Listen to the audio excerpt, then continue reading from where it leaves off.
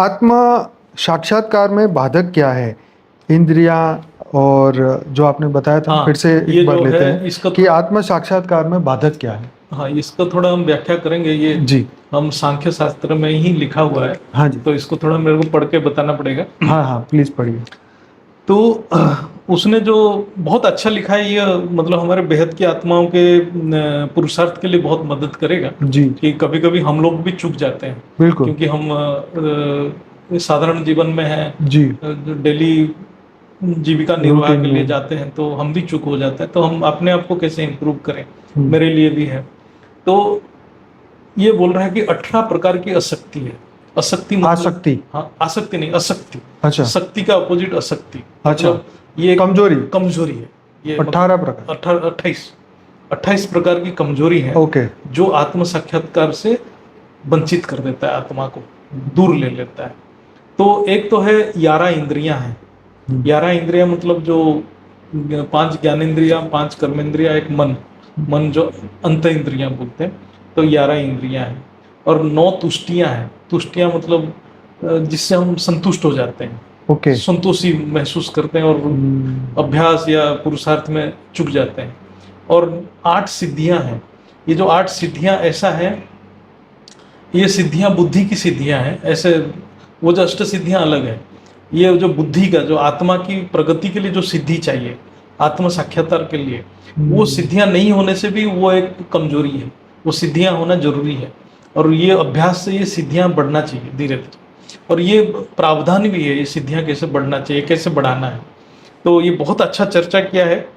तो हम जो 11 इंद्रियां हैं, जो हमारे जो ज्ञानेंद्रियां हो या जो कर्मेंद्रियां हैं या मन, इसमें भी डिफेक्ट आ जाने से, जैसे अपंगुता, ये आने से भी हमारा पुरुषार्थ कमी हो जाता है, पुरुषार्थ नहीं हो पाता है। जैसे कोई अंधा है तो ज्ञान प्राप्ति में बाधा आ जाता है, कोई बहरा है उसको भी बाधा आ जाता है, कोई सुन नहीं पाता है तो वो भी बाधा आ जाता है। ऐसा नहीं है कि वो कर नहीं पाएगा, वो करेगा, लेकिन उसको एक बाधा आ गया तो उसका प्रगति स्लो हो जाता है। कोई अपंग है, चल नहीं पा रहा है, वो कर पाएगा लेकिन उसका जो प्रगति थोड़ा स्लो हो जाता है, उसको और मेहनत करना पड़ेगा, बहुत मेहनत करना पड़ेगा। ऐसे तो जो धनी है वो भी तो वो भी तो दुखी है ना। हाँ, धन को मैनेज करने में पूरा दिन निकल जाता है, तो ज्ञान निकल क्यों जाता नहीं है, जाते हैं? तो उसकी भी बात है इसमें। अच्छा। हाँ, तो ये एक प्रकार की है, ऐसा नहीं है कि वो कर नहीं पाएगा। हाँ। जैसे बहुत सारे बड़े बड़े साधु संत थे जो अपंग थे, इसके बावजूद उन्होंने ईश्वर भक्ति किया। तो वो ईश्वर की कृपा जिसके ऊपर होगा, वो तो उसको ऐसे ही उठा लेगा, क्योंकि उसके वो सर्वसमर्थ है, वो जिसको चाहे उसको ले सकता है। बराबर। लेकिन वो उसको पसंद आना चाहिए। पसंद कैसा आएगा, उसके हिसाब से काम करे तो पसंद आ जाएगा उसको। तो ये मन भी है, मन भी उसी इंद्रिय में आता है। मन भी ठीक नहीं है तो साधना नहीं कर पाएगा। तो मन को भी ठीक रखना पड़ेगा, स्वस्थ रखना पड़ेगा।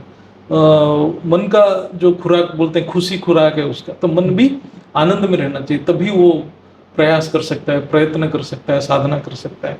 अब 9 तुष्टियां हैं। तुष्टियां मतलब क्या है कि 9 प्रकार जो तुष्टियां हैं, उसमें बोलता है कि आध्यात्मिक तुष्टि 4 प्रकार के, प्रकृति बोलता है, उपादान बोलता है, काल बोलता है और भाग्य को बोलता है। तो इसको हम थोड़ा विश्लेषण करते हैं। प्रकृति मतलब क्या है, उसको जो आत्मा को समझ में आ गया, चलो ज्ञान तो एक ही है, चैतन्य पुरुष है, जड़ प्रकृति है, यही तो ज्ञान है, और क्या सीखना है। अच्छा, उसने कुछ वेद अध्ययन कर लिया थोड़ा बहुत, तो उससे कुछ सुन लिया, बोला अरे ज्ञान तो पता ही चल गया, और क्या ज्ञान है, करना क्या है। तो वो बोला कि चलो जब आत्मा साक्षात्कार होना है हो जाएगा, इतना सफिशिएंट है। तो पुरुषार्थ करता नहीं है, ज्ञान में आगे नहीं बढ़ पाता है। फिर उसमें वैराग्य परमानेंट नहीं रहता, फिर उसमें योग भी नहीं लगता, धीरे धीरे खत्म हो जाता है। फिर वो क्या चलता है, उसको जो हमारे ज्ञान में अलवेलापन आ जाता है। तो इसलिए उसको रोज उसको अभ्यास करना पड़ेगा। नहीं, मैं जितना सीखा और ज्यादा और ज्यादा और ज्यादा, इसलिए बेहद की पुरुषार्थ है। ये अंत नहीं होता है जब तक आत्मा पूर्ण रूप से वो मूल रूप तक नहीं पहुंचता है।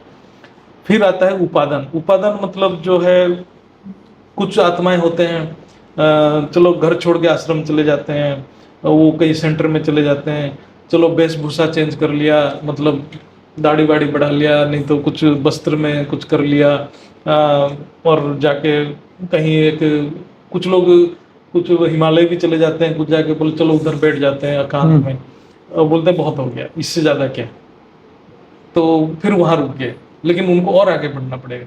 चलो अच्छा है, तो उन्होंने आश्रम गया, उसने सेंटर गया, लेकिन वहां भी साधना करना पड़ेगा और आगे बढ़ना पड़ेगा, उसमें रुकना नहीं है। फिर कुछ है काल। काल का क्या है, वो बोल रहे हैं 15 साल में तो मैं 15 साल से ज्ञान में हूँ, मैं तो 20 साल से ज्ञान में हूँ। कोई बोला अरे मैं तो 20 साल से सुबह 3 बजे उठ के 100 माला जप रहा हूँ, तो इससे और क्या करूँ, हो गया मेरा इतना, मतलब उसको तुष्टि आ गया, संतुष्टि आ गया, हो गया, इसमें हो जाएगा, कभी ना कभी होगा, जब होना है तो। सृष्टि गुण का सिद्धांत। तो ये है उससे। तो और एक है भाग्य। अरे मैंने तो इतना दान पुण्य किया, इतना मैंने पुरुषार्थ कर लिया, अब मेरे को तो हो ही जाएगा, आज नहीं तो कल हो ही जाएगा, अब क्या ज्यादा क्या सीखने का है, मतलब वो क्या, फिर ये जो चारों जो तुष्टियां हो जाता है, वो साधना में रोक ले लेता है और आगे बढ़ने नहीं देता है। फिर वो क्या करता है, अरे हो तो गया, और क्या करना है। तो ये जो तुष्टियां हैं, संतोषी, जो संतोषी हो गया, बोलते हैं कि आध्यात्म में अध्ययन, जप और दान में कभी संतुष्टि नहीं करना चाहिए। करो और ज्यादा करो, और ज्यादा करो, जितना हो सकता है और करो और करो, मतलब जिससे कि मतलब जब तक आपको आत्म साक्षात्कार नहीं हो जाता है, करते ही रहना है, करते ही रहना है। और जब आत्म साक्षात्कार हो गया, परमात्मा स्वरूप की अनुभूति हो गया, फिर तो रहेगा ही नहीं, फिर कोई कर्म भी नहीं रहेगा, तो तब तक करना है। तो ये संतोष किस में रखना है, धन भजन और पति पत्नी में, मतलब पति है तो पत्नी में उसको संतोषी रहना है जो मिला है, और वो पत्नी है तो पति जो मिल गया उसमें रहे, और धन जितना मिल गया ठीक है, मतलब आपने अच्छे कर्म से, मतलब अपने ड्यूटी करते हुए जितना मिल गया उसमें संतुष्ट रहे, और जो खाना मिल गया इतना ज्यादा स्वाद के पीछे नहीं जाना है, जितना भोजन मिल गया उसमें संतुष्ट है। लेकिन आध्यात्म में संतुष्टि नहीं करना है, और आगे बढ़ना है और आगे बढ़ना है, उसको कभी रोकना नहीं है। फिर आ जाता है कि बाह्य विषय की तुष्टि। बाह्य विषय की तुष्टि में आता है अर्जन, रक्षण, क्षय, भोग, हिंसा। इसको कैसे समझेंगे। अर्जन मतलब क्या होता है, हम लोग जैसे कुछ लोगों को वैराग्य आता है, एक्चुअली ये अच्छा चीज है। जैसे आपके योग शास्त्र में अपरिग्रह है, क्या अपरिग्रह मतलब ज्यादा धन या संपत्ति का संचय नहीं करना है। ये योग मार्ग में है कि जरूरत से ज्यादा कमाना नहीं है, आपने जितने मिल रहा है उतने संतुष्टि रहना है।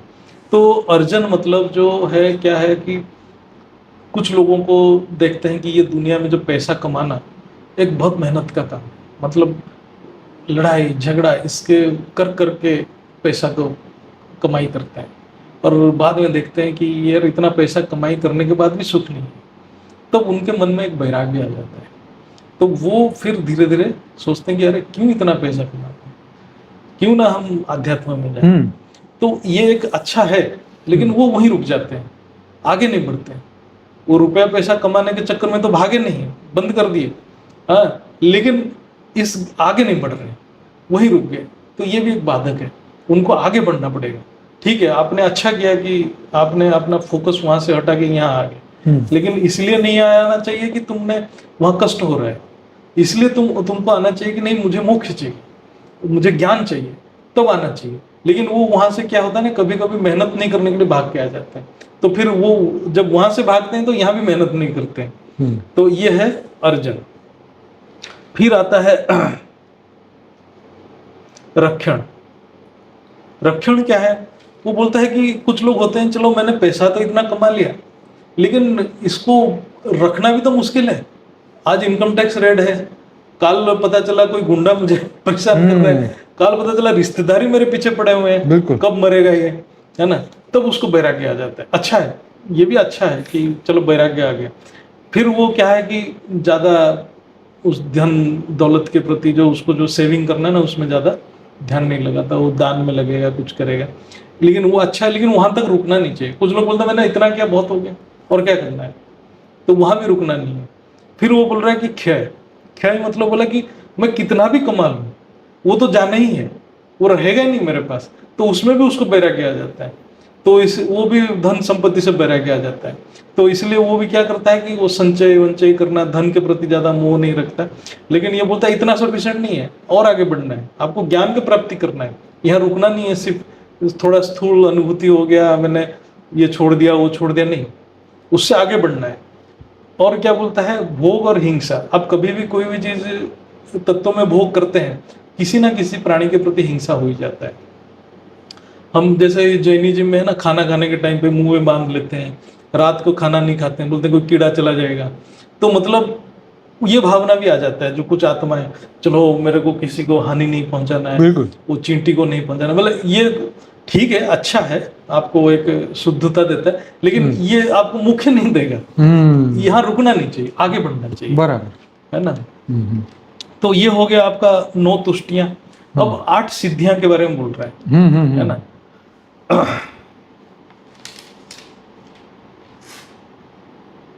तो इसको कैसे एक्सप्लेन किया है, तो पहला सिद्धि क्या है, ऊहा। ऊहा इसको जो बोल रहा है, ऊहा मतलब क्या है, इसका जो मतलब है, जैसे उसके गुरु ने कुछ शब्द बोला है ना, वो उसी शब्द को रट्टा मार रहा है, उससे आगे नहीं बढ़ रहा है। मतलब वो अच्छा आत्मा है, वो गुरु का शब्द को समझ लिया, लेकिन उससे आगे बढ़ना है उसको। गुरु हर चीज नहीं बताएगा, गुरु उतना बताएगा जितना सबके लिए जरूरी है, लेकिन उसको उसके ऊपर उठना पड़ेगा, गुरु के शब्द के ऊपर भी जाना पड़ेगा। कुछ लोग बोलते हैं हमारे गुरु तो इतना ही बोला है। अरे नहीं भाई, तुम्हें आत्मा तक पहुंचना है तो और खोज करना पड़ेगा। फिर उसके बाद लिखा है शब्द। चलो उसके गुरु नहीं बोला, कहीं से सुन लिया एक शब्द, वो शब्द को पकड़ को ज्ञान प्राप्त कर लिया। ये भी एक सिद्धि है, मतलब उसमें कैपेसिटी है, शब्द से भी ज्ञान ले लिया। तो लेकिन वो सिर्फ वो शब्द को जानने से नहीं होगा, और आगे बढ़ना पड़ेगा। बोला कि नहीं मेरा ऐसे बहुत हो गया, कहीं टीवी में सुना किसी प्रवचन में, और वो शब्द को उसका अच्छा लगा, उसके ज्ञान अनुभूति कर लिया, कुछ बुद्धि से अनुभूति किया, और उसको पकड़ के अपने जीवन में कुछ परिवर्तन कर लिया। लेकिन वहां भी नहीं रुकना है, और आगे बढ़ना है।